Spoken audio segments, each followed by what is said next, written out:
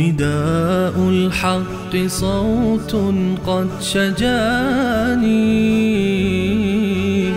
وبلغني الحقيقة والأماني وكان لي السبيل إلى المعالي ونورا للهداية والبيان.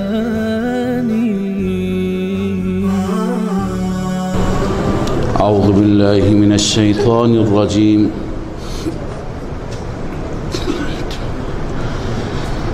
بسم الله الرحمن الرحيم.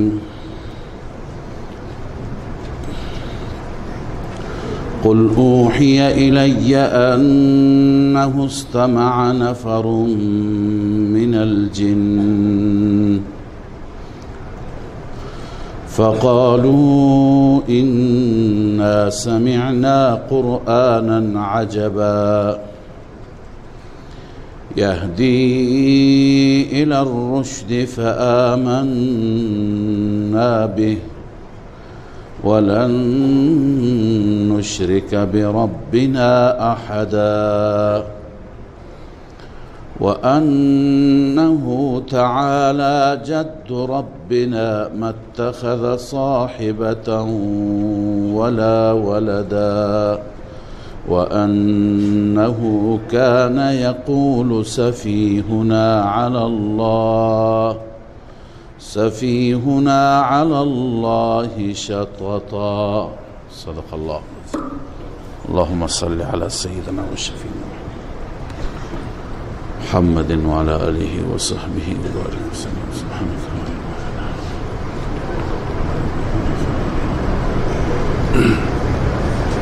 سوره مبارکه جن هست. قبل از این سوره ما سوره نوح را خواندیم که در سوره نوح برای اثبات موضوع توحید روایت از نوح بود و نقل قول از نوح بود و سخنرانی نوح علیه السلام.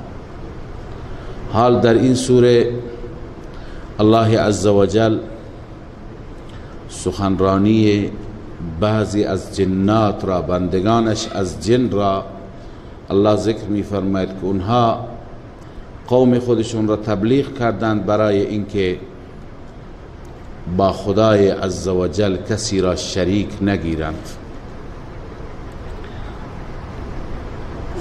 در رابطه با شأن نزول این سوره و آیاتی که تلاوت گردید، سبب نزول این آیات چی هست؟ اون چی که در تفاسیر نوشته و به صورت خلاصه خدمت شما عرض بکنم، اون اینه که قبل از بعثت رسول اکرم صلی الله علیه و سلم جنات به آسانی و به راحت در آسمان ها تردد داشتند، می رفتند و یه جایی مخفی می شدند، پنهان می شدند و جلساتی که فرشتگان برای امور می گرفتند، اموری که به فرشتگان سپرده می شد از سوی افراد مافوق اونها، در این جلسات استراق سمع می کردند، گوش می کردند و بعد از اون اخباری، اطلاعاتی کم و بیشی که بهشون گیرشون می آمد این اخبار و اطلاعات را می آوردن به کسانی که جنات را مسخر کرده بودند، تابع کرده بودند و این جنات برای اونها کار می کردند، به اونها تحویل می دادند و اون افراد از این طریق مردم را گمراه می کردند، ادعای غیب می کردند، ادعاهای دیگر می کردند و این مشغله‌ای بود برای گمراهی مردم. اما بعد از اینکه رسول مکرم صلی الله علیه و سلم نبی خاتم مبعوث شدند و مسیر این وحی مسیر آسمان ها هست، ابتدای این وحی از لوح محفوظ هست به آسمان ها و از آسمان هاست به دنیا و فرشته‌ای که الله عزوجل ایشون را هم امین معرفی می فرماید و هم قوی معرفی می فرماید. انه لقول رسول کریم ذی قوة عند ذی العرش مکین مطاع ثم امین. اینها همه القاب جبرائیل هستند، هم مطاع هست، همه فرشتگان دیگر مطیع او هستند، هم امین هست که در این امانت کوتاهی نکرد و نمی کند و هم قوی هست، چنان قوی هست که هیچ کسی توانایی برخورد با او را و توانایی دستبرد به امانت او را ندارد. لذا الله عزوجل برای اهتمام وحی چنین فرشته قوی را تعیین کرد و بعد از اون تمام ورودی هایی که به آسمان ها می رفت، برای همه ورودی ها دستور رسید که فرشتگان گذاشته بشه، نگهبانان گذاشته بشه. بعد از اون تمام منافذ، تمام راه ها، تمام ورودی ها مسدود بود. هر کاری می کردند شیاطین، جنات خودشون را به آسمان ها برسانند نمی تونستند، تمام راه ها مسدود بود. متوجه شدند یه اتفاق بزرگی داره می افته و یک مناسبت خاصی هست.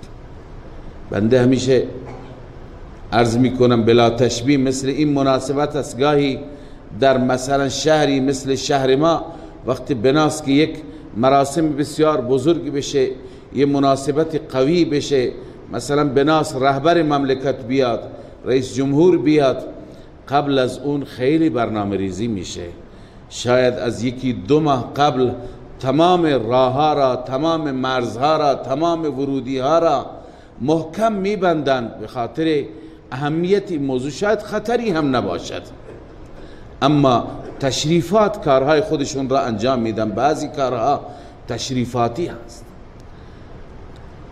کسی از جنات جرأت نداشت، توان نداشت، قدرت نداشت که دستبردی بزند به وحی الهی، اما الله عزوجل این کار را، کار آغاز وحی را با یک تشریفات خاصی، با یک اهتمام خاصی الله تعالی آغاز فرمودند. بنابراین جنات وقتی که دیدند که تمام راه ها مسدود است، احساس کردند که یه اتفاق بزرگی اتفاق افتاده، پیش آمده که هیچ راهی ما نداریم و هر جا اگر کسی بره شهاب ثاقب شلیک میشه به طرف او و او را پودر میکند و خاکستر میکند. بنابراین با ابلیس که بعضی میگن ابوالجن هست، همونطور که آدم ابوالبشر هست، ابلیس ابوالجن هست، و بعضی میگن نه ابوالجن نیست، اما در میان جنات یک جایگاه خاصی دارد. با او مطرح کردند و اون گفت که شما جنات غیب نمیدانند. بی خود بعضی جا ادعا میشه که جنات غیب میدانند، خبر ندارن اونها از حقایق. لذا او گفت که پس شما برید بررسی بکنید. دسته های مختلفی تشکیل داد، گروه های مختلفی تو دنیا بگردید ببینید چه خبر است. تعدادی از جنات منطقه نصیبین که تعداد اینها را بیشتر مفسران 9 نفر گفتن، بعضی 7 نفر هم گفتن، اینها مأموریت پیدا کردن به سوی سرزمین حجاز و به سوی سرزمین تهامه بیایند. این سرزمینی که مربوط به جزیره العرب هست. به این بخش آمدن اینها و از قضا رسول اکرم صلی الله علیه و سلم داشتند برای تبلیغ می رفتند. این تقریبا حادثه بعد از جریان طائف بود، بعد از اینکه آن حضرت صلی الله علیه و سلم از سرداران طائف مایوس شدند و از اونها ناامید شدند که اینها گوش به حرف نمی کنند. مردم مکه هم گوش نکردند. در منطقه به نام عکاظ و سوق عکاظ که در واقع این سوق و این بازاری بود تقریبا به شکل نمایشگاهی امروز، یه نمایشگاه کالا بود که در یک موسم خاصی از سال دایر می شد، در یک موسمی که مردم و تجار و کاروانهای تجاری می رفتند و از شام و از یمن و از بلاد دیگر جنس می آوردند و در اونجا عرضه می کردند و مردم از اطراف و اکناف جمع می شدند و مایحتاج خودشون را و نیازهای خودشون را از اونجا خریداری می کردند. لذا اون موسمش مشخص بود، همونطوری که بسیاری از نمایشگاه های ما موسمش مشخص است، ما می دونیم در چه تاریخ از سال اتفاق می افته. لذا اون سوق عکاظ تشکیل شد و مردم از هر طرف جمع می شدن، اونجا می رفتن برای خرید کالا. رسول مکرم صلی الله علیه و سلم این فرصت را مغتنم شمردند و فرمودند جمع بزرگی از مردم اونجا جمع میشن و فرصت خوبی هست کلام الهی را و پیام توحیدی رب العالمین را به گوش اونها هم برسونیم. لذا آن حضرت صلی الله علیه و سلم با تعدادی از یاران حرکت کردند، به اون سمت رفتند و شب بود و شب را جای استراحت کردند و نماز صبح را که آن حضرت صلی الله علیه و سلم می‌خواندند در وادی نخله، یه وادی بود به نام وادی نخله، نماز صبح را که می‌خواندند آیاتی در نماز تلاوت کردند. این جنات از قضا آمدند و دیدند صدایی هست و خواندنی هست و زمزمه‌ای هست، آمدند نزدیک و گوش کردند. آیاتی که رسول اکرم صلی الله علیه و سلم تلاوت می کردند، از اون آیات این جنات متأثر شدند. از آیات سوره مبارکه احقاف معلوم میشه که این جنات یا یهودی بودند یا با تورات موسی علیه السلام آشنایی کاملی داشتند، چون که اونجا به قوم خودشون، به همراهان خودشون گفتن یا قومنا انا سمعنا کتابا انزل من بعد موسی، ما امروز کتابی شنیدیم که بعد از موسی این کتاب نازل شده. گویا اینا به انجیل اعتقاد نداشتند و به عیسی علیه السلام اعتقاد نداشتند، گفتن کتابی بعد از موسی نازل شده، مصدقا لما بین یدی یهدی الى الحق و الى طریق مستقیم یا قومنا اجیبوا داعی الله و آمنوا به یغفر لكم من ذنوبكم و یجركم من عذاب علیم. در سوره احقاف است. چه سخنرانی جالب این جنات کردند. جالب اینجاست که اینها به محض اینکه کلام الهی را شنیدند، بعد از اون با رسول مکرم صلی الله علیه و سلم ملاقات هم نکردند و ایمان آوردند. خدای عزوجل از طریق وحی و از طریق نزول این سوره به پیامبر خودش الله تعالی اطلاع داد که جمعی از جنات آمدند و کلام مرا شنیدند و ایمان آوردند و از شرک بری و بیزار شدند. بعد از اون در چندین جلسه آن حضرت صلی الله علیه و سلم با جنات جلسات داشتند، لیالی جن و شبهایی که آن حضرت با جنات در یک مکان خاص بدور از آبادی ملاقات و سخنرانی داشتند و احکامی برای جنات بیان کردند. در حدیث معروف هست لیلة الجن یا لیالی جن، بعضی معتقدن که 3 بار اتفاق افتاد و بعضی معتقدن 6 بار اتفاق افتاد. یک بار عبدالله ابن مسعود رضی الله تعالی عنه میفرماید من در کنار رسول الله و خدمت آن حضرت صلی الله علیه و سلم بودم و ما رفتیم یه جای، آن حضرت خطی کشیدن و فرمودن از این خط خارج نشو و خودشون رفتن به طرف اونها و برای اونها موعظه کردن. علی ای حال اینها ایمان آوردند. الله عزوجل در این سوره مبارکه نقل قول از اونها می فرماید، سخن جنات را، که سخن جنات هم در راستای یکتاپرستی هست، سخن جنات هم در رد و نفی شرک و غیر الله پرستی هست.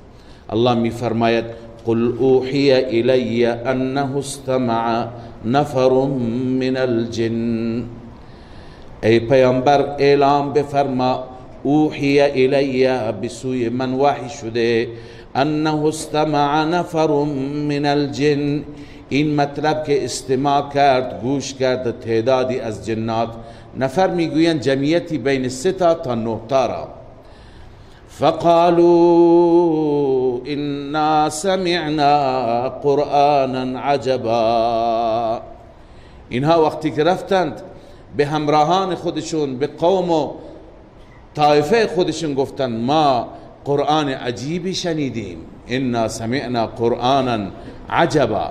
چه چیزش عجیب بود؟ هو عجب فی نفسه لفصاحت کلامه و حسن مبانیه و دقت معانیه و غرابت اسلوبه و بلاغت مواعظه. فصاحت عجیبی دارد، مواعظ و پند و اندرزهای بسیار جالبی دارد، معانی بسیار دقیق و ظریفی دارد، لذا از کلام الهی تعریف کردند قرآنا عجبا یهدی الی الرشد. چنان قرآن عجیبی و چنان قرآن جالبی که انسان را به سوی هدایت راهنمایی می کند، راه فلاح، راه موفقیت، راه رشد و کامیابی. لذا ما اعلام میکنیم، این جنات گفتن فآمنا به، ما به این کلام ایمان آوردیم. نتیجه ایمان چی میشه؟ ولن نشرک بربنا احدا، ما از این به بعد نسبت به ربمان احدی را شریک قرار نمیدهیم. واقعا کلام الهی این تأثیر را دارد. کسی که کلام الهی را خوب درک بکند، خوب بفهمد، اون انسان از شرک فاصله میگیرد. بعضی از عموم مردم متاسفانه که گرفتار خرافاتند، گرفتار شرک هستند، گرفتار صورتهایی از شرک مثل استمداد از غیر خدا، کمک گرفتن از غیر خدا، این همه و همه به دلیل این است که از قرآن فاصله دارند. و الا قرآن مسائل را بسیار واضح، بسیار روشن بیان فرموده. در قرآن هیچ خفایی نیست، هیچ پوشیدگی و پیچیدگی نیست. الله عزوجل صاف و شفاف بیان کرده. لذا این خاصیت قرآن اینه که اگر کسی قرآن را درست درک بکند، درست بفهمد، بعد از اون تو زندگیش شرک نمی کند. اما کسانی که مبتلا به شرک باشند، اونا از قرآن بدورند. شاید بعضی از مردم که سنشون بالاتر باشد در این منطقه بیاد دارند که قدیمها بعضی ملاها و دراویش می گفتند که قرآن را ترجمه و تفسیر نکنید که کفره. یعنی اینقدر از قرآن دوری می کردند. این نه اینکه از قرآن می ترسیدن، بلکه در واقع این وسواس شیطان بود.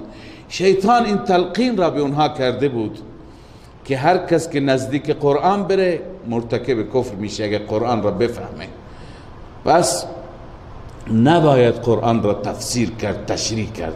چرا؟ میدونستند، شیاطین میدونند که وقتی که مردم آگاه باشند از مطالب و از معانی قرآن، این مردم یکتاپرست میشن، موحد میشند. اون وقت در ذات و صفات الله عزوجل کسی را با رب شریک قرار نمیدهند، حتی پیامبران را همسط خدا نمیدانند، فرشتگان را نمیدانند. به این خاطر اونها وقتی که کلام الهی را شنیدند برایشون مفهوم شد، اعلام کردند ولن نشرک بربنا احدا، ما شریک نمیگیریم نسبت به ربمان احدی را. و ما به این نتیجه رسیدیم که و انه تعالی جد ربنا ما اتخذ صاحبة ولا ولدا، ذات پروردگار و صفات پروردگار بسیار عظیم است. اونطوری که ماها فکر کردیم، ما اهل کتاب، ما یهودی ها، ما مسیحیان، مشرکان مکه، چون این جنات یهودی بودن، اونطور که ما فکر کردیم نیست. خدا نه همسر دارد نه فرزند دارد، ذاتش بزرگه، ذاتش بالاتر از این حرف هاست، عالی هست. چون که یهودی ها معتقد بودند عزیر فرزند خداست، مسیحیان معتقد بودند عیسی فرزند خداست، مشرکین مکه معتقد بودند فرشتگان دختران خدا هستند و دختران سرات جنات و سرداران جنات علیه بالله همسر خدا هستند و همسران خدا هستند. خداوند با جنات، این شیاطین درست کرده بودند، خداوند با جنات وصلت کرده و از دخترانشون ازدواج کرده و در اثر اون عرض کنم که فرشته ها پیدا شدند. لذا فرشته حاصل و نتیجه خدا و جنات، چیزهای خرافاتی که درست کرده بودند. لذا این جنات همه را نفی میکنن، میگن ذات رب ما، صفات پروردگار ما بالاتر از این مسائل است. انه تعالی جد ربنا، ذات پروردگار خیلی بالاست. ما اتخذ صاحبة ولا ولدا، همسری برای خودش انتخاب نکرده، ولا ولدا، فرزندی و پسری و دختری برای خودش انتخاب نفرموده. و انه کان یقول سفیهنا علی الله شططا، گفتند که بعضی از سفهای ما بودند، نادانها، سفیه به معنی نادان، احمق، بعضی از ما که نادانی داشتیم، حماقت داشتیم، در گذشته بر خداوند چیزهای اضافی میگفتیم. شطط میگویند وقتی که انسان از حد بگذرد، از حد تجاوز بکند، یعنی اون چیزی که حد خدای عزوجل هست از اون حد انسان بگذرد و در رابطه با خداوند انسان مبتلا به کفر بشه، به شرک بشه. شططا و هو البعد و مجاوزت الحد، از حد گذشتن. و انا ظننا ان لن تقول الانس والجن على الله كذبا، ما الان به این نتیجه رسیدیم. اینها میگه خیلی چیزهایی را که به ما انسانها گفته بودند یا جنات گفته بودند اینا همه دروغ بوده. ما تا به حال فکر میکردیم که لن تقول الانس والجن، هیچ انسانی و هیچ جنی بر خدا دروغ نمیگه، دروغ را برای خدا نمیگه، یعنی دروغی درست بکنه و نسبت بده به خدای عزوجل. ما فکر نمی کردیم جن و انسان این اندازه گستاخ باشه، این اندازه کفرگو باشه که چیزی از خود درست میکردند و میگفتند خدا گفته. خیلی ها هستند، امروز هم اهل خرافات هستند که شرک میکنند و نسبت میدن به طرف الله عزوجل. تو بعضی کتاب ها هست که بعضی از مناطق را میگویند که خدای عزوجل تقسیم کرده، همونطور که مناطق را بین فرشتگان تقسیم میکند که فرشتگان خدمت رسانی بکنند، مناطق را بین اولیاء خودش تقسیم کرده. مثلا یک پیغمبر، یک ولی، یک انسان صالح متعلق به این منطقه هست. این وقتی که میمیرد خداوند این منطقه را به او محول میکنه، میگه تو این منطقه هر کسی مشکلی داشت تو اجازه داری مشکلش را حل کنی.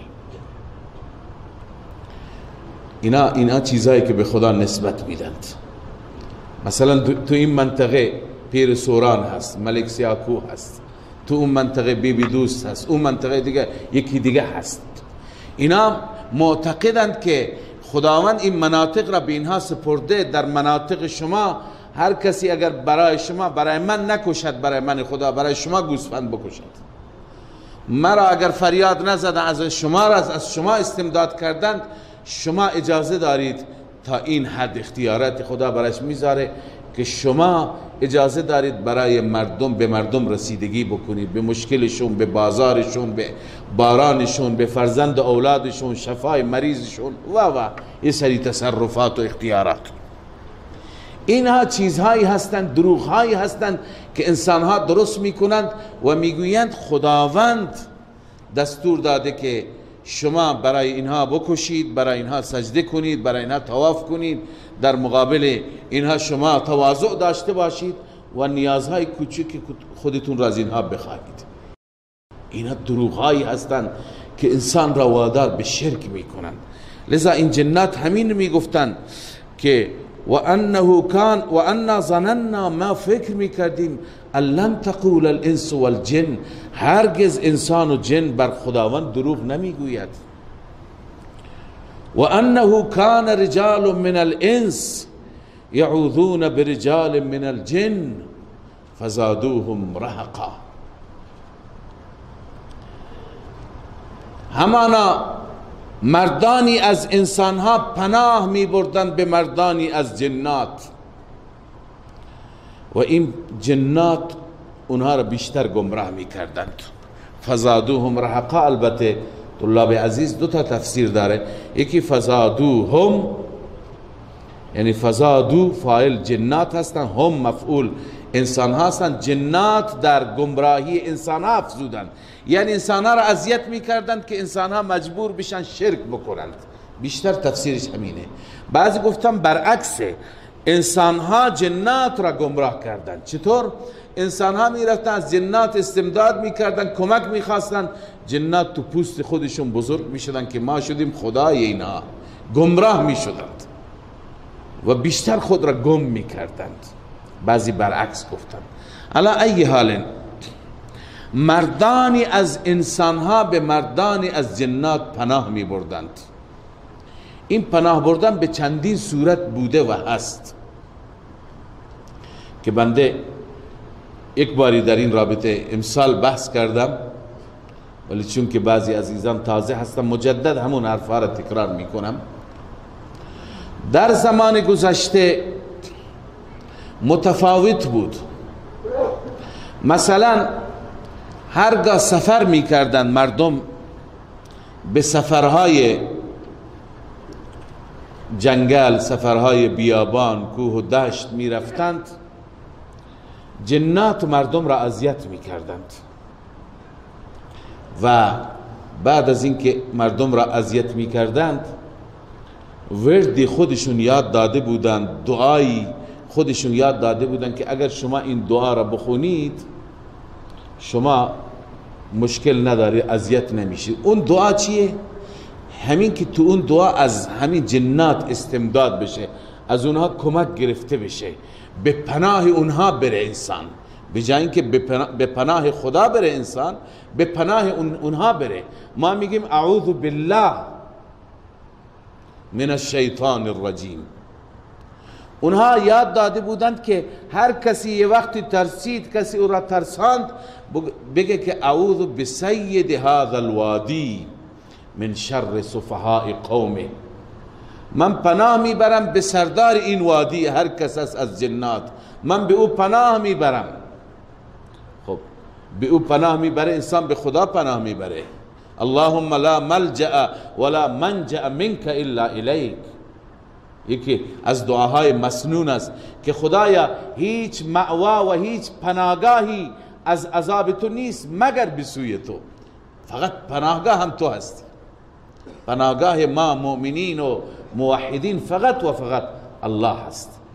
اما مشرکین برای خودشون پناهگاه های دیگری تراشیدند و درست کردند. من جمله این جنات اونها را مجبور میکردند که پناه ببرن به خود جنات.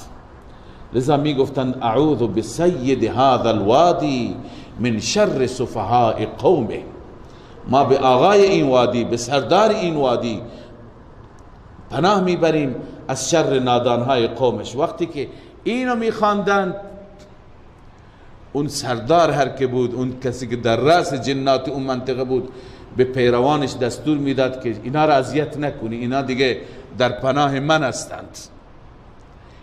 به این صورت مردم را وادار به شرک میکردند. یک صورت از صورتهای پناه بردن این بود و یک صورت دیگر از صورتهای پناه بردن این بود که نمادهایی که برای شرک و غیر الله پرستی تعیین می کردند، در اون نمادها جنات می رفتند قرار می گرفتند. مثلا درختی را مردم عبادت می کردند، سنگی را، قبری را. یکی از نمادهایی که مردم به او اعتقاد داشتند و چه بسا این اعتقادات را خود شیاطین درست می کردند تا مردم جمع بشند.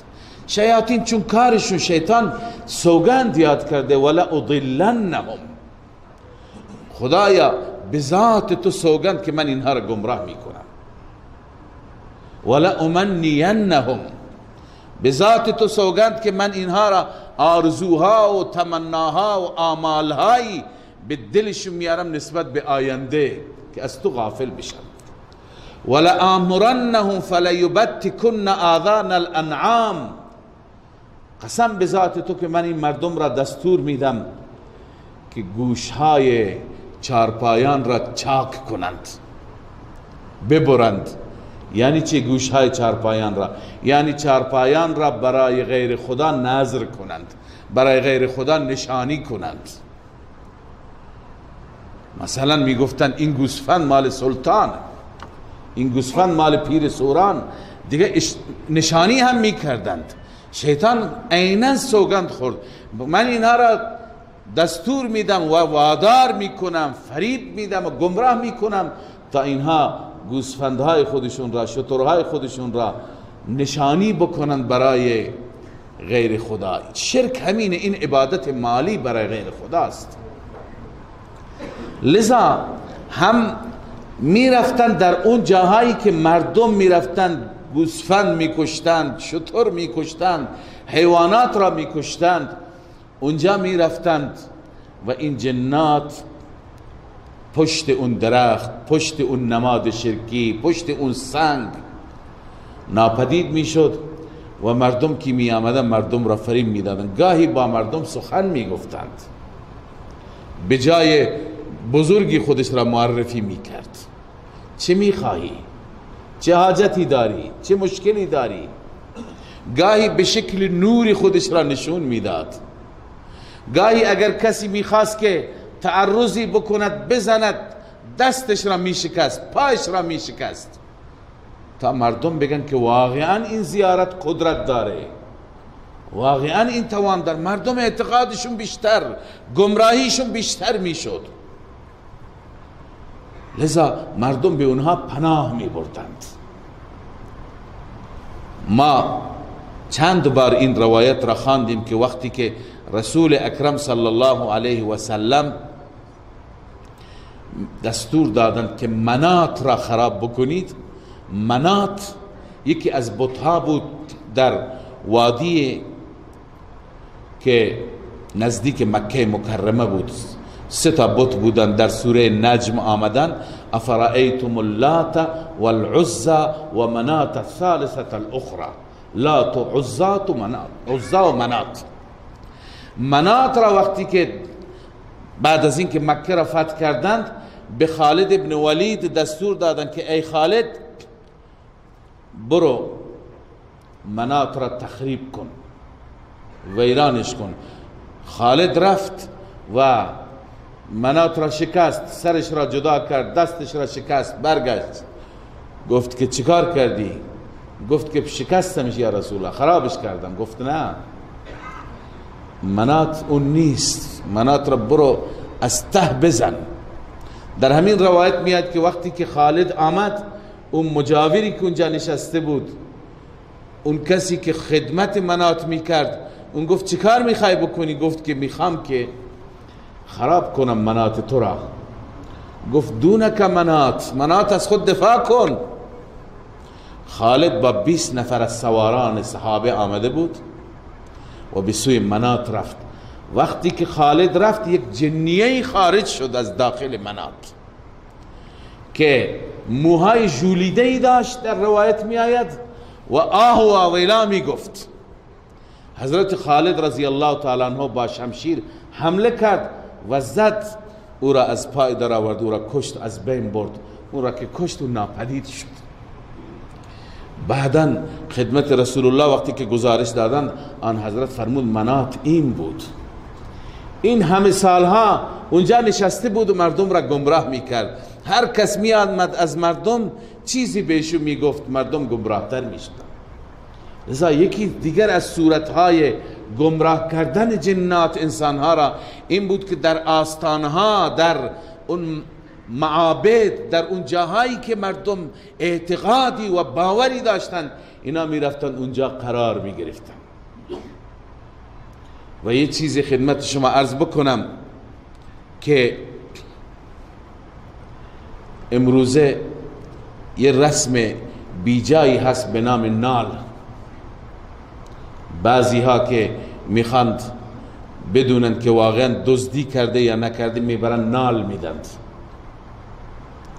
نال هم نوع اعتقاد هست به آتش. این صاف خدمت شما عرض بکنم، این از کسی که اعتقاد به نال داره، این در دیدگاه خودش مشکل داره. تقدس آتش و آتش را مقدس شمردن و اعتقاد داشتن که آتش میتونه کاری بکنه و آتش را عبادت هم میکردند، این در ایران کهن بوده، شما بهتر میدونید. این هنوز در ذهنیت ایرانیان هست متاسفانه. هنوز آتشکده های بعضی از شهرها مثل یزد روشنه. خیلی از مردم اعتقاد دارن. خب ما با اعتقاد اونها کار نداریم، ما بحث خودمون را داریم میکنیم. ما مسلمان ها نباید اعتقادی به آتش داشته باشیم. خب شاید این چیزی که بنده عرض میکنم مردم اعتقاد ندارند، ولی میگن یک تجربه هست. کسی که واقعا دزد نیست اونجا دستش را میبره تو آتش، تو روغن نمیسوزه. لذا مردم که میرون میبینند نمیسوزن، باورشون بیشتر میشه. کم کم همین باورها باعث میشه که از قرآن فاصله بگیرند، از راهی که الله گفته فاصله بگیرند و به اون تقدس ها بیشتر اطمینان پیدا بکنند. الان این چه چیزی هست که نمیسوزاند مردم را؟ بنده نمیدونم، شما هم نمیدونید، شما هم اعتقاد ندارید که اون آتش تأثیر گذار هست. ولی فقط اشاره بکنم که اونجا جنات نقش دارند، جنات تأثیر گذار هستند. سحر اونها واقعا تأثیر گذار است. و وقتی که مردم میرند، بعضی ها نمی سوزند، بعضی ها می سوزند. اکثرا میگن کسانی که واقعا مردم معتقدن این قتل را نکرده، این سرقت را نکرده، این گناه را نکرده، نمی سوزه. خب این در واقع جن کمک میکند، سحر میکند، کاری میکند که نسوزد، تا اینکه شما اعتقاد پیدا بکنید. لذا مردم ما که قرآن را در میان خودشون دارند باید از این نوع خرافات فاصله بگیرند. الله ناراضی میشه. از همین طریق آمدن مردم را کم کم گمراه کردند. انواع صورتهایی برای گمراه کردن مردم است. ما اعتقاد به قرآن داریم، ما معتقدیم اگر دلیلی مدرکی بر کسی نیست باید به قرآن سوگند بخورد. مردم میگن خب این معتاد هست، اون برای قرآن پروا نداره، ولی ما که پروا داریم، ما که ایمان داریم، ما میدونیم همین که سوگند خورد یا در این دنیا یا در اون دنیا، بیشتر در همین دنیا گرفتار میشه. نمیگذارد اگر به دروغ قسم بخوره، بذارید اون به دروغ قسم بخوره. شما وظیفتون رو انجام بدید، شما مطمئن بشید. این ایمان شما را میرساند وقتی که حق مال شماست، که شما به همین قرآن حوالهش کردید، به خدا حوالهش کردید. بعد از اون ببین خدا چطور کمکت میکنه، دیر یا زود.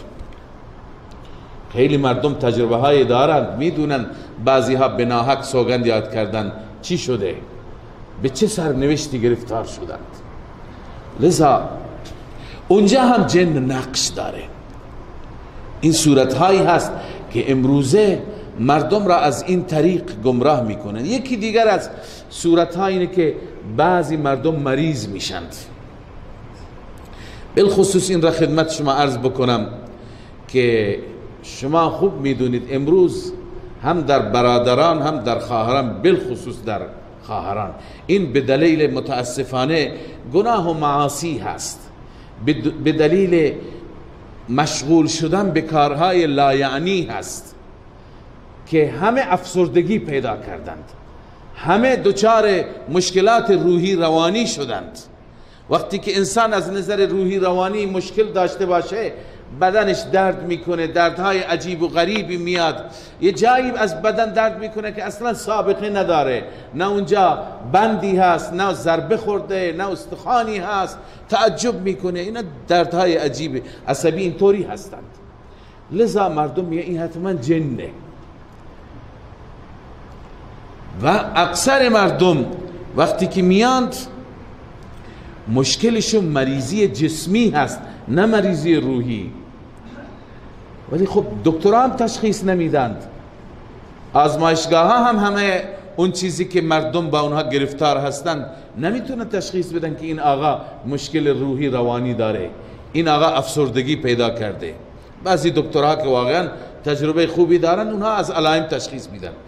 لذا اینها مراجعه میکنن به ملاها، ملاها هم که اطلاع ندارن تلقین میکنن که جن هست. و چه بسا جنات اینم خدمت شما عرض بکنم که ما را خدای عزوجل از اونها افضل تر آفریده. شما باور بفرمایید که اونقدر که ما از اونها میترسیم چند برابر اونها از ما میترسند. خانه ای که ما با بسم الله وارد میشیم اونها اگر باشن فورا میگریزن، فرار میکنند. اما زمانی که اونا ببینن ما ایمانمون سسته، ما واقعا ضعیفیم، ما واقعا ترسو و بزدلیم، اونا بر ما مسلط میشن. میبینن او اینجا شکار خوبی هست.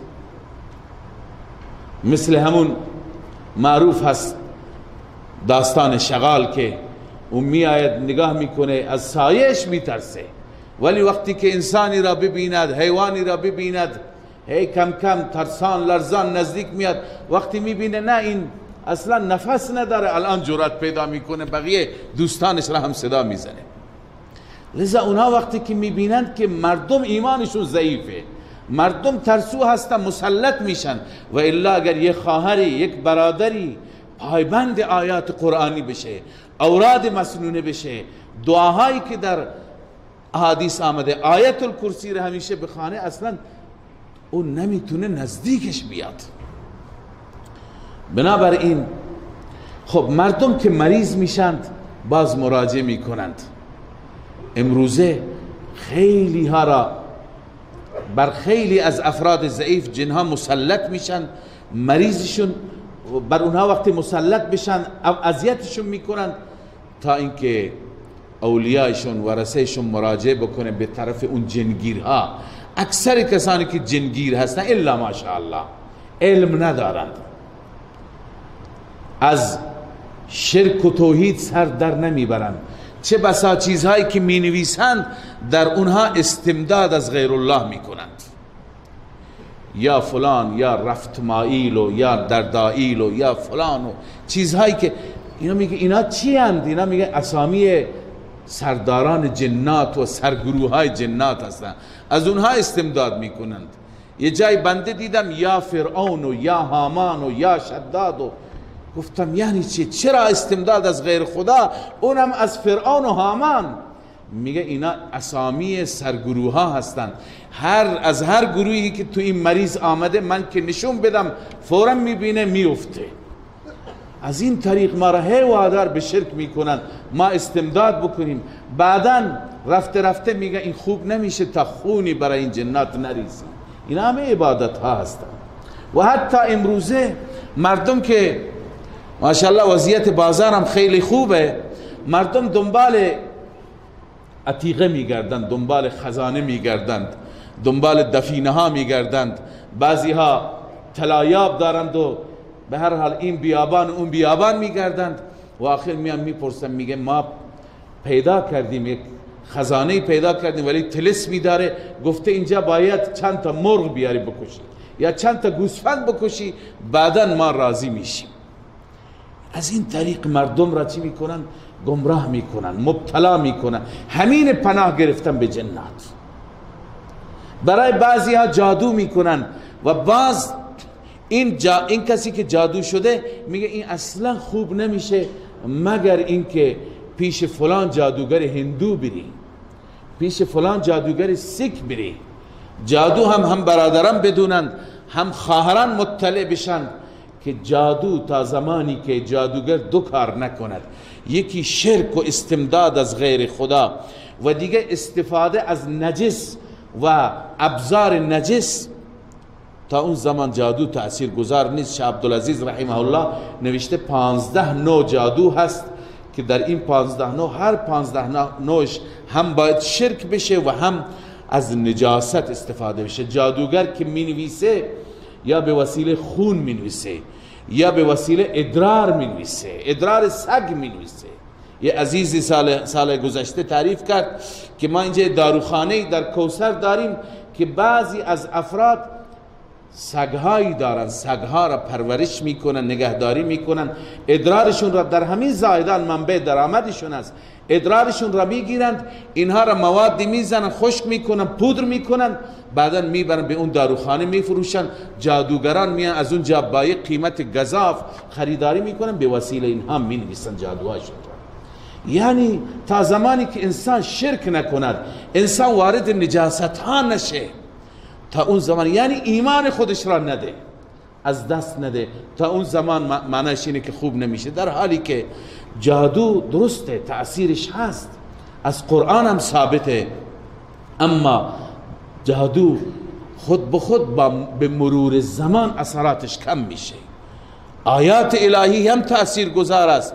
آیاتی هستند که شما همیشه بخوانید انشاءالله همیشه محفوظ میمانه. یک کتابچه‌ای چاپ شده و تجربه بعضی از مشایخ و اساتید هندوستان هست. این کتابچه ابتدای مقدمه کوتاهی به زبان فارسی هم داره که این کتابچه را هم خواهران هم برادران، فقط قرآن است، آیات قرآن چیزی دیگه نیست، از اول قرآن تا آخر قرآن آیات منتخب هستند و 10 دقیقه بیشتر طول نمیکشه، کمتر از 10 دقیقه. صبح یک بار در خانه بخوانید، شب یک بار در خانه بخوانید. به نام منزل چاپ شده، منزل کوچیک است.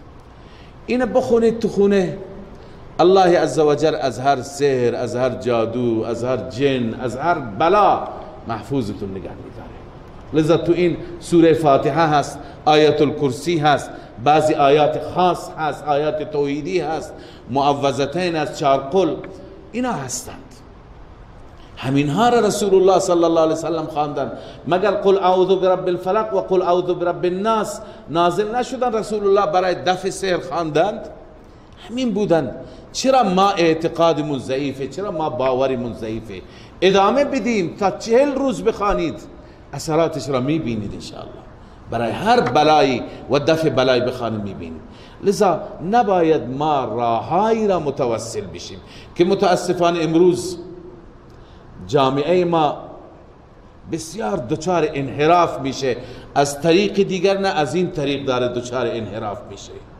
و ما احساس خطر میکنیم. عزیز ما اینجا نشسته، میگه در کنار مسجد عزیز یک سیکی هست جادوگر، خواهران و برادران گروه گروه پیشش میروند. اینقدر ما همین الان همین امروز شما برید، اینقدر ما ایمانمون ضعیف شده، خودمون را موحد هم میگوییم که ما به خاطر اینکه ماشین گم شده یا موتور گم شده یا طلای زن گم شده یا شوهر زن رفته زن دوم گرفته، انسان به این چنین جاهایی میره که ایمان خودش را میگذارد.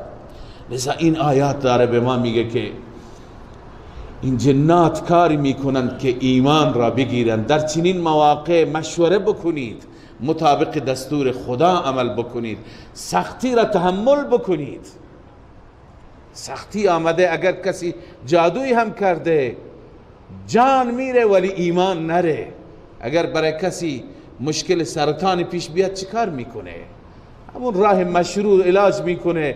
الله عافیت داد، عافیت داد، جان را گرفت، مال الله است. لذا اگر کسی برای کسی مشکل پیش آمد، مالی، جانی، فرزند، اولادش، نره به طرف خرافات، نره به طرف استمداد غیر الله که جان و مال اگر رفته ایمان را دیگه از دست نده. باید ما به اینها عزیزان پایبند باشیم. الله همین می فرماید که وانه کان رجال من الانس یعوذون برجال من الجن، بودن مردانی از انسانها پناه می بردند به مردانی از جنات، فزادوهم رهقا. این جنات در ضلالت اونها، رهق یعنی ضلالت، در ضلالت اونها افزودند، اونها را گمراه تر کردند.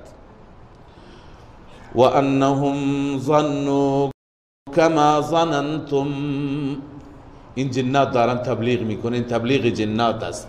و انهم ظنوا کما ظننتم، انسان ها فکر می کردند همان گونه که شما جنات فکر می کردید. الَّن یبعث الله احدا، الله عزوجل هیچ کسی را مبعوث نمی کند به عنوان نبی و رسول. الان ما به این نتیجه رسیدیم نبی آمده، رسولی از طرف خدا آمده، چنین مطالب جالبی برای ما داره بیان میکنه. و انا لمسنا السماء، الله می فرماید همانا ما قبلا می رفتیم آسمان را دست می زدیم، یعنی از طریق آسمان و ورودی ها وارد می شدیم.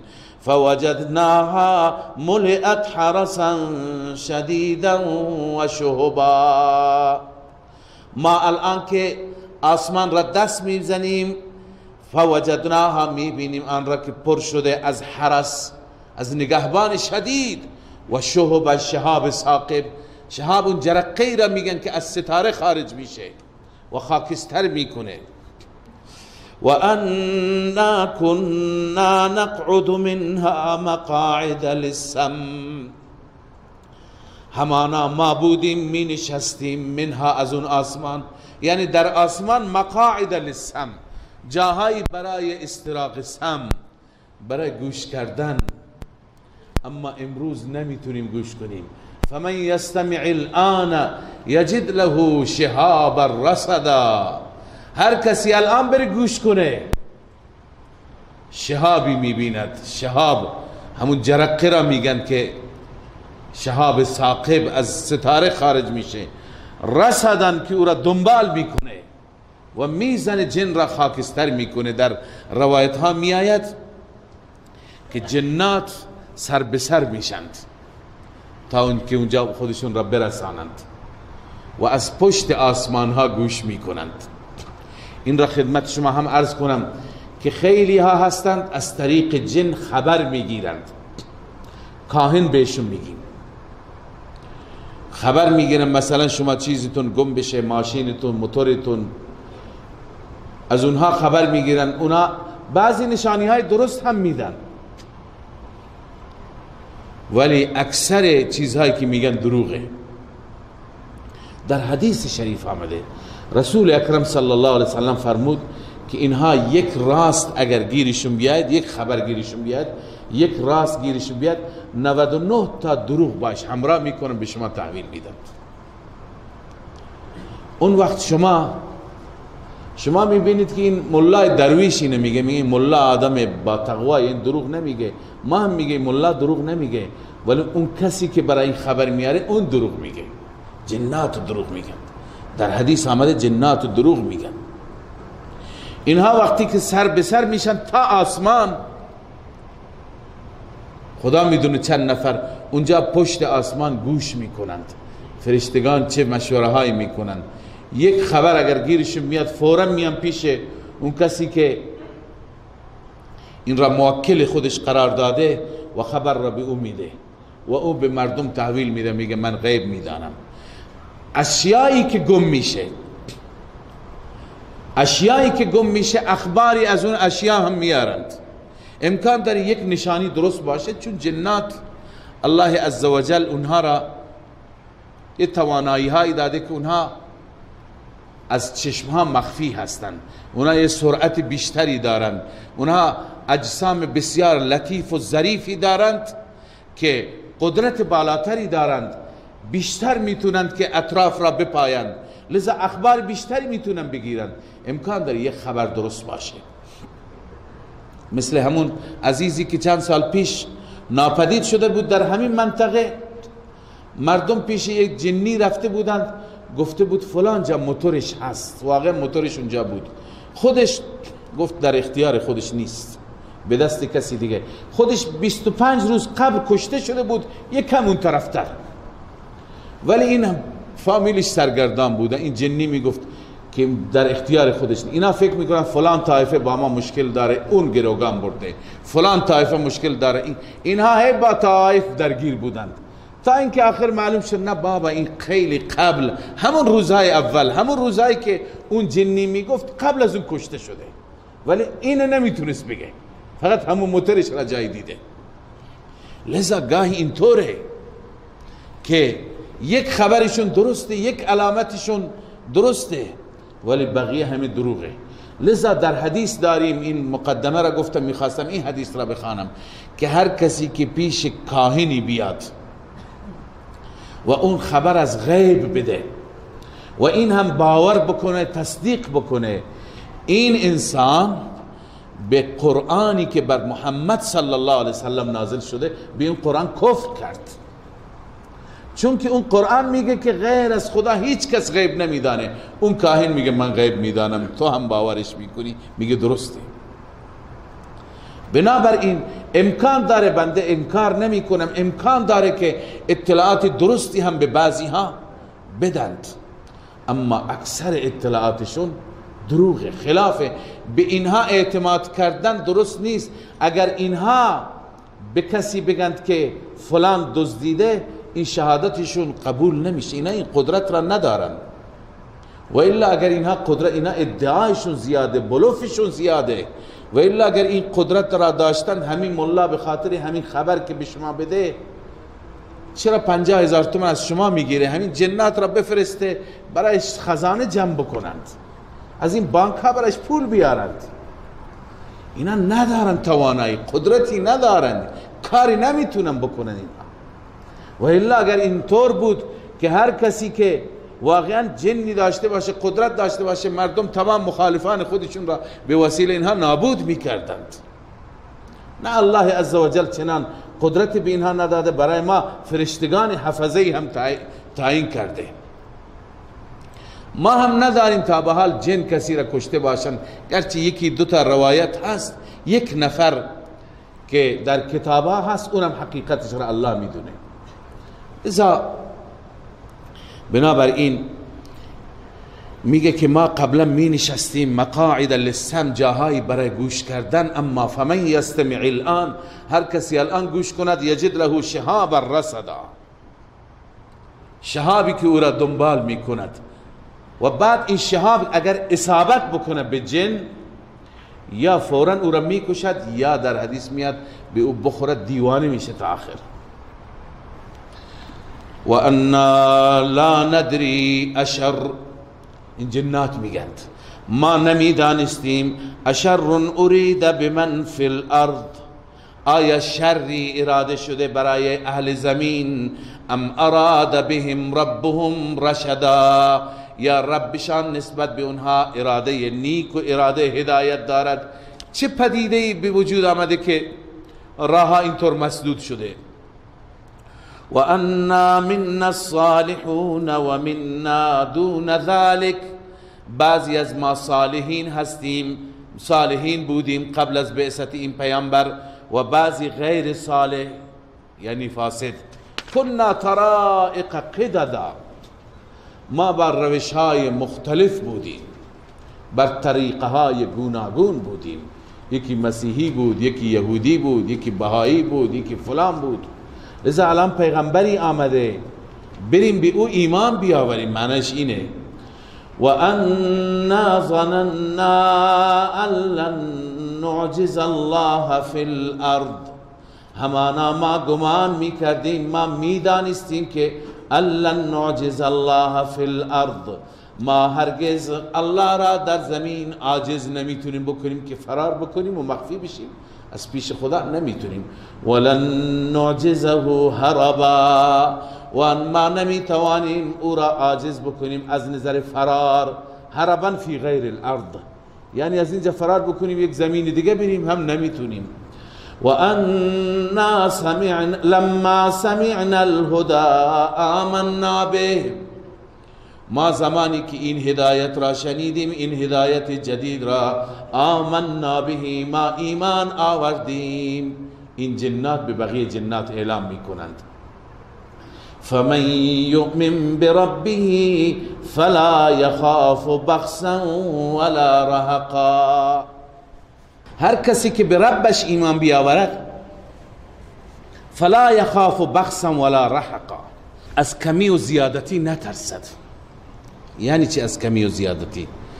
بخسا فی الحسنات ولا رحقا فی السیئات، یعنی نترسد که حسناتش کم میشه، نه، حسناتش کم نمیشه. هر چی که حسنات و کار نیک انجام داده خدا کامل برش مینویسه. اما کسی که ایمان داشته نباشه، هر چی کار خوب انجام بده همه تباه میشه، برباد میشه، برش فایده نداره، اونجا حسناتش کم میشه. ولا رهقا، در سیئات هم نترسی سیئاتش اضافه میشه، نه، هر چی گناه کرده همون قدر برش نوشته میشه. و انا منا المسلمون و منا القاسطون، همانا قبل از بعثت این پیامبر بعضی از ما مسلم بودیم، یعنی موحد، یکتا پرست، و بعضی از ما قاسطون، متجاوز. قاسطون را نوشته المشرکون الظالمون، کسانی که شرک میکردیم و ظلم. شرک بزرگترین ظلم است.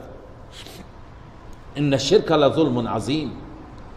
لذا فمن اسلم فاولئک تحروا رشدا، بازم ترغیب.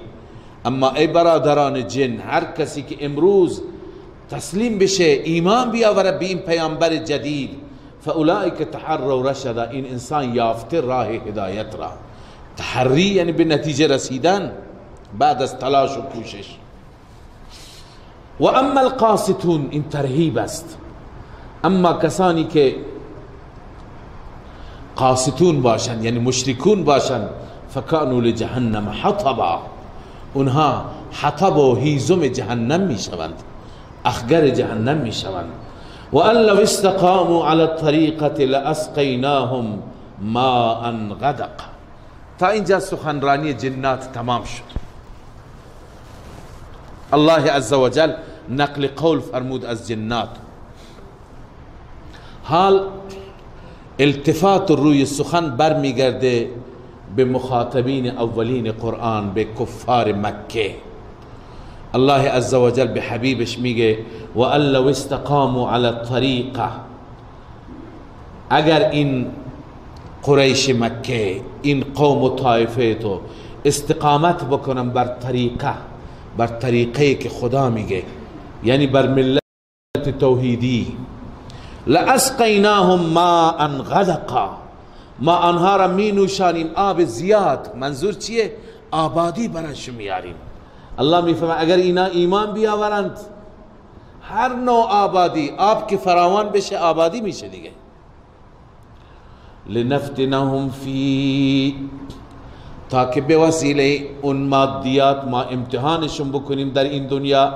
و من یعرض عن ذکر ربه، اما هر کسی که از ذکر و از توحید پروردگارش اعراض کند، روی گردانی کند، یسلکه عذابا صعدا، اون را الله میبرد به عذاب صعد. صعد یعنی مشکل. صعود بالایی را میگن، بالا رفتن را میگن. میگویند کوهی در جهنم هست، کوه از آتش، به مجرم تازیانه میزنن، میگم یالا برو سر این کوه. از یک طرف میسوزد و از یک طرف رفتن برایش مشکله، از یک طرف شلاق میخورد. عذابا صعدا شاید به اون اشاره است در سوره بعدی هم میآید. و ان المساجد لله، مساجد فقط برای الله هستند. فلا تدعو مع الله احدا، با خدا کسی دیگر را نخوانید. این مساجد محل سجده. البته این دو تفسیر دارد. مساجد یا اسم مکان است، جاهای سجده، همین مسجد. این مال خداست، برای خداست. در این مکانی که برای سجده خداست، با خدا کسی دیگر را سجده نکن و کسی دیگر را غیر از خدا از کسی دیگر استمداد نکن. یا فلان و یا فلان انصرنی و ادرکنی نگو، فقط از خدا کمک بگیر، از الله استمداد بکن. فلا تدعو مع الله احدا، همراه با الله هیچ کسی را نخوانید. و بعضی گفتن مساجد جمع آله هست، آله سجده. آلات سجده چی هستند؟ ما با چی سجده میکنیم؟ دو تا دست داریم، دو تا پا و زانو داریم، پیشانی و بینی را به سجده میگذاریم. الله میفرماید این آلات سجده مال خدا، اینا را خدا به تو داده، چرا اینها را برای غیر خدا مصرف میکنی؟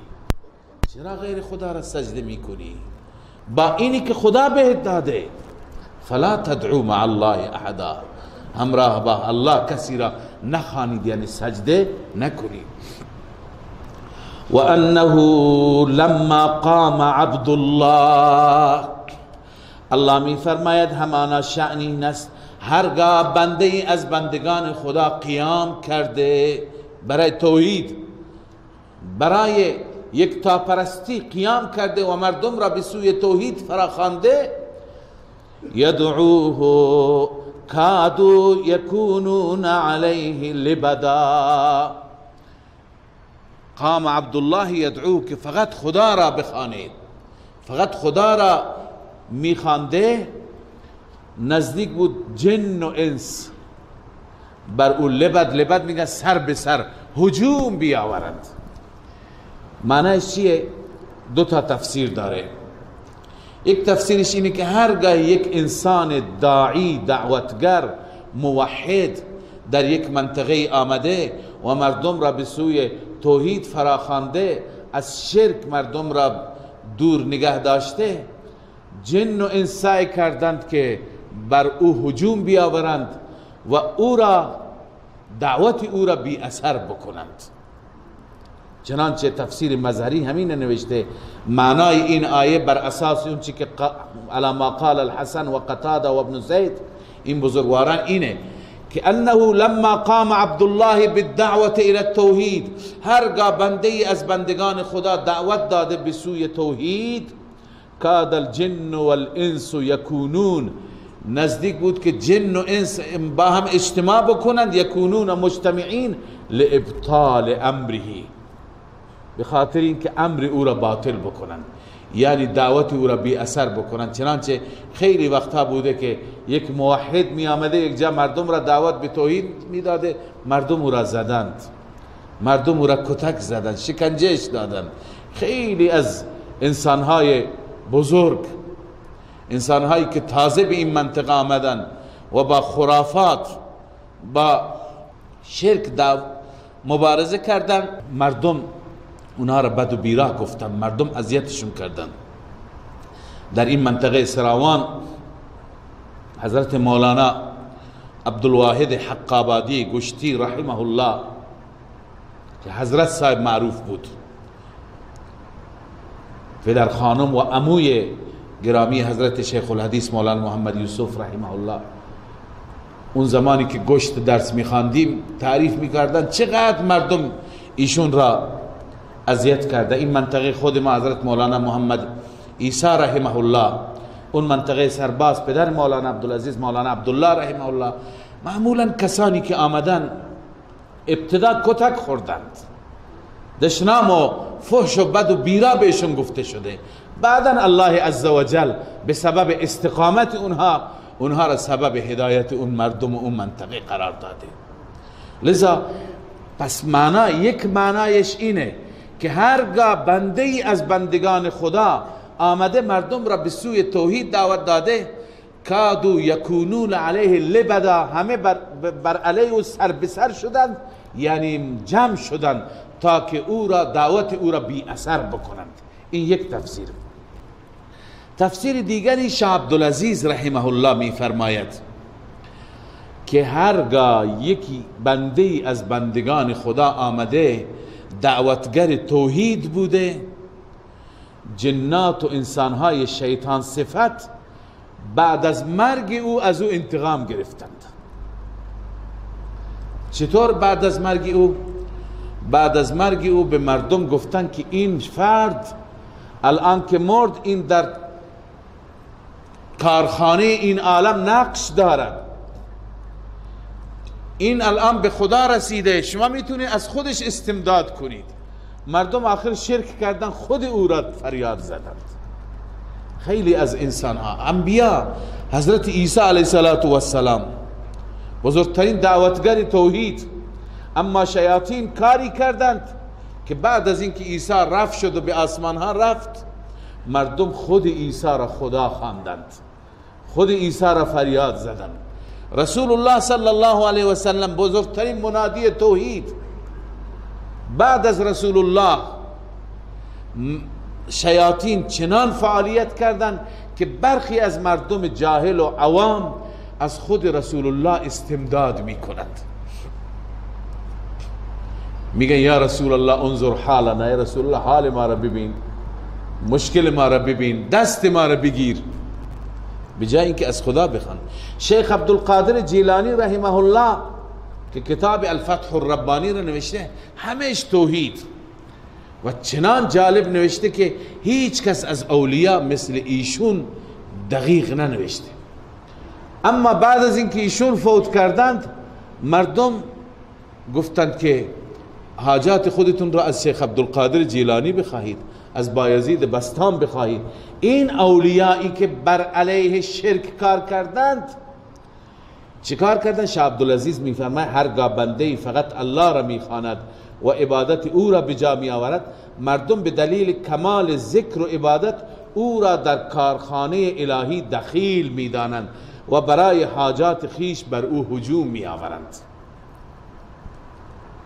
یعنی مردم خودش را بعد از مرگش چی می کنند؟ ازش کمک می گیرند. یک ترجمه و یک تفسیر اینه که شاه عبدالعزیز ذکر کرده.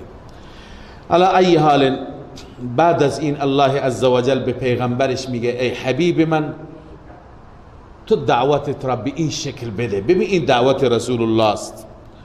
قل انما ادعو ربی، بگو اعلام بکن بین اینها، انما ادعو ربی، جز این نیست که من ربم را فقط میخوانم، ولا اشرک به احدا، من شریک نمیگیرم با ربم احدی را. خود شما ای پیغمبر اعلام کن که من حتی مالک نفع و ضرر خودم هم نیستم.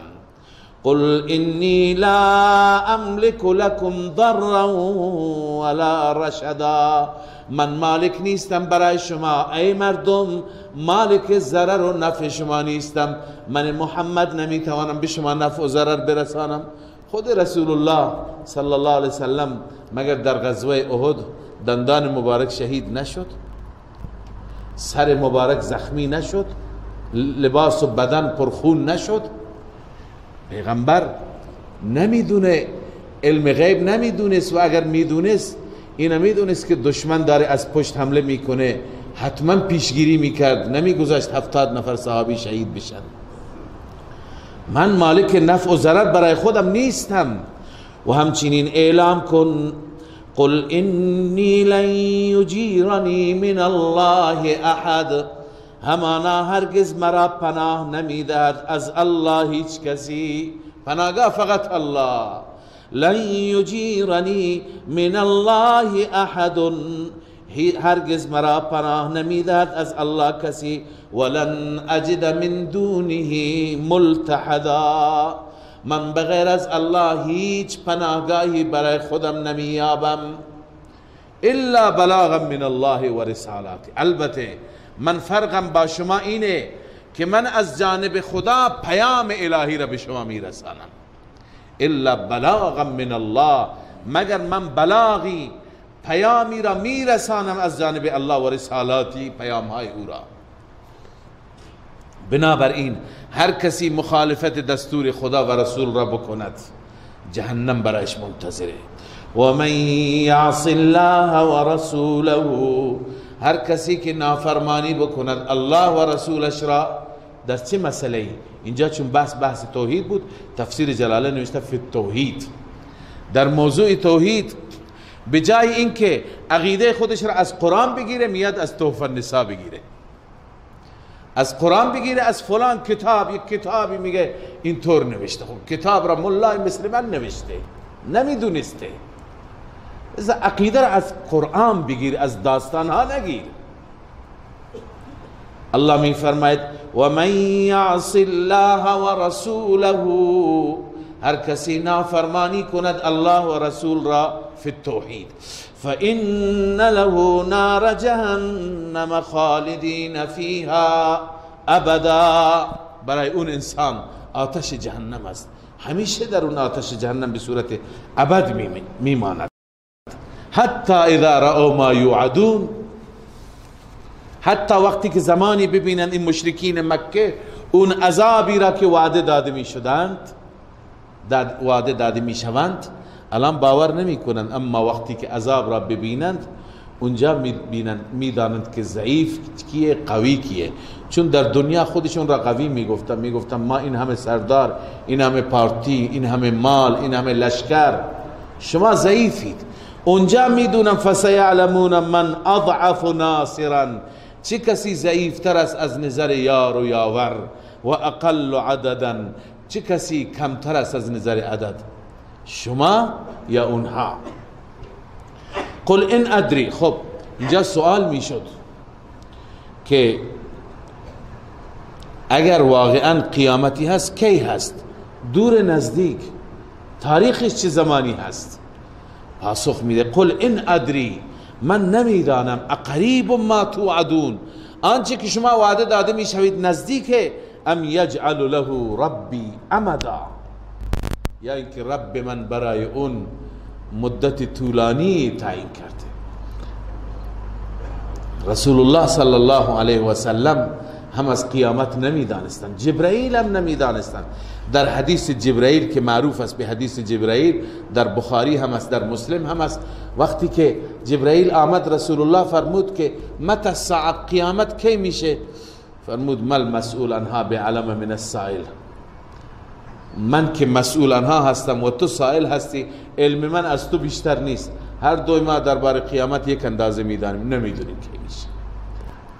به هر حال من نمیدانم، اقریب ما توعدون، آنچه که شما وعده داده میشوید نزدیک، ام یجعل له ربی امدا، یا خدای عزوجل برای او مدتی تعیین کرده. عالم الغیب، ای هو عالم الغیب، اون ذات عالم الغیب هست. فلا یظهر علی غیبه احدا، مطلع نکرده بر غیبش کسی را. یظهر دو معنی میتونه داشته باشه، یکی ظاهر کردن، یکی غالب کردن و یکی مطلع کردن، سه معنی. یکی به وقت ظهر رفتن که اینجا به اون معنی نیست. پس خداوند کسی را اطلاع نداده بر غیب، هیچ کسی را. غیب خاصه او هست، نه پیغمبران غیب میدانند، نه ملائکه میدانند، نه امامان میدانند، نه اولیاء میدانند، هیچ کس نمیداند. این عقیده قرآن است. الا من ارتضى من رسول فانه يسلك من بین یدیه و من خلفه رصدا. این استثناء منقطع هست، به معنی لکن هر کسی که خدا از رسولان اون را کسی که مرضی خدا باشد، مرتضی باشد، الا من ارتضى، کسی که خدا او را پیغمبری را که انتخاب بکند چیکار میکند؟ فانه یسلک من بین یدیه و من خلفه رصدا. خداوند میبرد پشت سر اون پیغمبر و جلوی اون پیغمبر رصدن، یعنی نگهبانانی، فرشتگانی به عنوان نگهبانی او تعیین میکند. غیب نمیدانه، فرشته هستند همراه او که اون کلام الهی را میرسن. برای چی؟ لیعلم ان قد ابلغوا رسالات ربهم، این علت یسلکو هست، تا که معلوم بکند که قد ابلغوا رسالات ربهم، پیام خدا را رساندند. و احاط بما لدیهم، و ملائکه احاطه میکنه اون چیزی که جلویشون هست، یعنی فقط از جلوی خودشون خبر دارن، اونام غیب نمیدانن. و احصا کل شیء عددا، اما الله احاطه کرده اون چیزی که جلوی ملائکه هست و جلوی رسولان است، و هر چیز را الله عزوجل از نظر عدد احصا فرموده، به معنی احاطه فرموده، همه چیز را میداند. خدا میداند، بغیر از خدا هیچ کسی نمیداند. این سوره مبارکه جن بود که مطالب که جنات بیان کردن بیشتر مطالب اعتقادی هست. خداوند عزوجل به ما این نوع عقیده توحیدی که فقط از خدا استمداد بطلبیم و صفات مخصوص خدا را برای خدا بدانیم عنایت بفرمایید. صدق الله. الحمد لله رب العالمين والعاقبة للمتقين والصلاة والسلام على سيدنا وحبيبنا ومولانا محمد وعلى آله وأصحابه أجمعين. يا رب لك الحمد كما ينبغي لجلال وجهك وعظيم سلطانك. اللهم لا نحصي ثناء عليك أنت كما أثنيت على نفسك. اللهم صل وسلم على سيدنا وحبيبنا ومولانا محمد وعلى آل سيدنا وحبيبنا ومولانا محمد وبارك وسلم. ربنا وآتنا ما وعدتنا على رسلك. ربنا وآتنا ما وعدتنا على رسلك ولا تخزنا يوم القيامة ولا تخزنا يوم القيامة ولا تخزنا يوم القيامة إنك لا تخلف الميعاد. رب اغفر وارحم وأنت خير الراحمين. رب اغفر وارحم وأنت خير الراحمين. رب اغفر وارحم وأنت خير الراحمين. پروردگارا، بزرگترین مسئله ما، بزرگترین سؤال و خواسته ما در این شبها و روزها که شبهای مغفرت، روزهای بخشش و بذل و جود، پروردگارا مغفرت گناهان و مغفرت ذنوب ماست. مولا، در میان ما هیچ انسانی را محروم نگذار. همه ما را مغفرت بفرما، همه ما را ببخش، از سر تقصیر همه ما درگذر باش. پروردگار، به استحقاق و شایستگی ما نگاه نکن. مولا، به ذات عالیه و صفات عالیت که تو غفوری، تو رحیمی، تو عفوی، تو کریمی، تو ارحم الراحمینی، تو ذو الجلال والاکرامی. پروردگارا، از سر تقصیر ما درگذر باش. مولا، ما توفیقی نداشتیم در این شبها و این روزها بغیر از غفلت، اما عذر خواهی میکنیم، گناهانمون را تقدیم میکنیم برای بخشش. اله العالمین، ربا، از ما درگذر باش، ما را ببخش و ما را از بندگان صالحت بگردان، از بندگان خاص و مقربت بگردان. پروردگارا، خیرات دنیا و آخرت را به ما نصیب بفرما، گذشتگان ما را غریق رحمت بفرما. اله العالمین، اموات را به ویژه پدران و مادران ما را ببخش و روحشان را شاد بگردان. اساتید و مشایخ ما که رفتن همه را غریق رحمت بفرما. اله العالمین وسیله آزادی زندانیان فراهم بفرما. بی اولادان را اولاد بده. به حال ورشکستگان و عزیزانی که مشکل مالی دارند مولا رسیدگی بفرما. همه نوع مشکلات را، مشکلات شخصی، فردی، خانوادگی، قومی، سیاسی، همه نوع مشکلات را حل بفرما مولا. مشکلات امت رسول الله را حل بفرما. اله العالمین خاتمه ما را با ایمان بگردان و آخرت ما را آباد بگردان. ربنا تقبل منا انك انت السميع العليم وتب علينا انك انت التواب الرحيم. آمين آمين برحمتك. اللهم صل على محمد.